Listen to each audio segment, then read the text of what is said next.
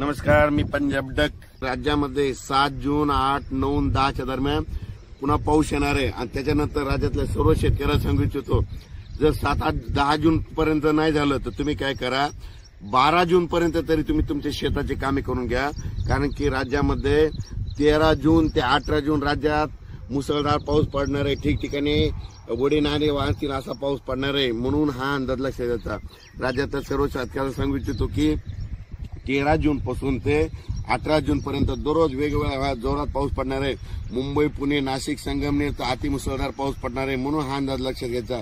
नगर जिल्ह्यात देखील अतिमुसळधार पाऊस पडणार आहे. पुणे जिल्ह्यात अतिमुसळधार पाऊस पडणार आहे. आणि राज्यातल्या परत सर्व शेतकऱ्यांना सांगू इच्छितो, 13 जून ते 17 जूनच्या दरम्यान लातूर जिल्हा, नांदेड जिल्हा, बीड जिल्हा, धाराशिव जिल्हा, सोलापूर जिल्हा, त्याच्यानंतर सातारा, सांगली, कोल्हापूर नगर जिल्हा, त्याच्यानंतर संभाजीनगर, जालना जिल्हा, त्याच्यानंतर उत्तर महाराष्ट्रामध्ये धुळे, नंदुरबार,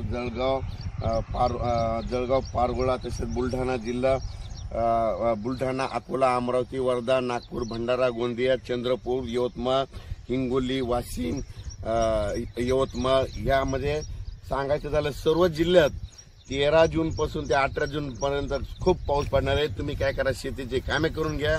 यंदा योगायोग इतका चांगला की यंदा जूनच्या शेवटपर्यंत सगळ्या माझ्या महाराष्ट्रातल्या सर्व शेतकऱ्याची पेरणी होणार आहे. त्याच्यामध्ये जूनच्या शेवटच्या आठवड्यापर्यंत कोणी पेरणीपासून वंचित राहणार नाही. कारण की या पावसातच आतापर्यंत तुम्हाला सांगू इच्छितो, जवळपास 350 मिलीमीटर पाऊस झालेला आहे. आणि याच्यानंतर 7-8 जूनला देखील भाग बदलत पाऊस पडणार आहे.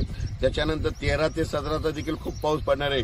म्हणून राज्यामध्ये पेरणीसाठी असं पोषक वातावरण आहे.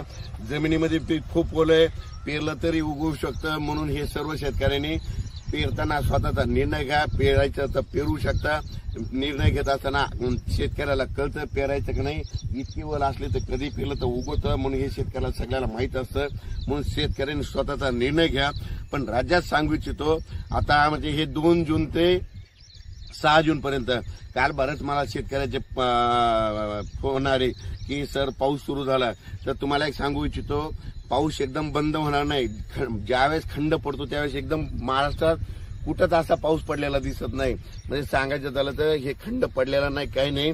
स्थान म्हणजे काय होणार आहे तुम्हाला सांगतो, आज देखील तुम्ही पाहू शकता. म्हणजे धाराशिव, सोलापूर या जिल्ह्यात देखील आज बऱ्याच ठिकाणी तुरळक अशा 10-10 मिनिटाच्या 15 मिनिटाच्या सरी येत राहणार आहे.